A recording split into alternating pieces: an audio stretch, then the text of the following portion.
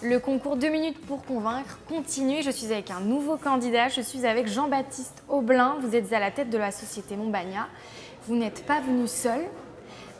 Vous allez avoir 2 minutes pour nous convaincre avec tous vos accessoires. Est-ce que vous êtes prêt? Je suis prêt. Bonjour. Ok. Et ben c'est parti, let's go. Bien, bonjour. À l'occasion de la Coupe du Monde en Russie, moi je voulais vous présenter une tradition russe qui s'appelle le banya. Alors le banya, c'est un spa. C'est assimilé, c'est cousin du sauna ou du hammam.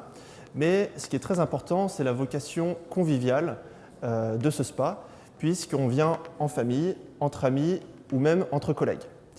Le banya, donc c'est évidemment russe et c'est quelque chose qu'on vient faire forcément en groupe.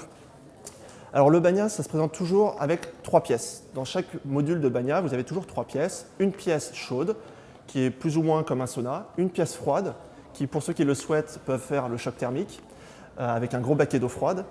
Et puis vous avez également une grande pièce de séjour qui permet de réunir tout le monde autour de la table en dégustant du thé, des petits gâteaux, voire même jouer à des jeux de société.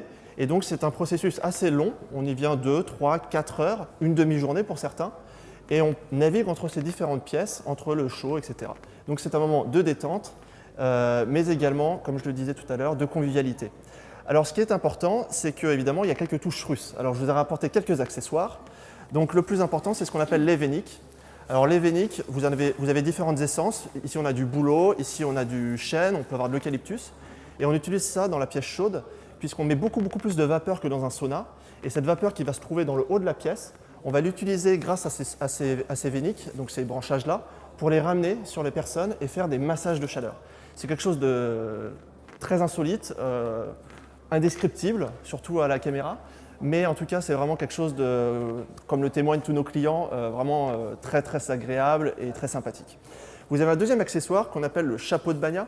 Alors aujourd'hui, chez nous en tout cas, c'est un petit peu folklorique parce qu'on a des températures assez classiques, mais le chapeau de banya se met comme ceci. Et le chapeau de banya… Je vous laisse terminer parce que ça m'intéresse beaucoup quand même. Vous avez, allez, 5-10 secondes. Ça marche. Donc le chapeau de banya, c'est simplement pour ne pas se faire mal aux oreilles ou au cuir chevelu.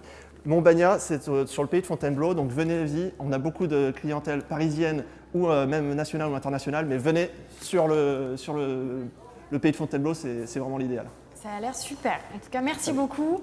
On continue avec un autre candidat pour 2 minutes pour convaincre.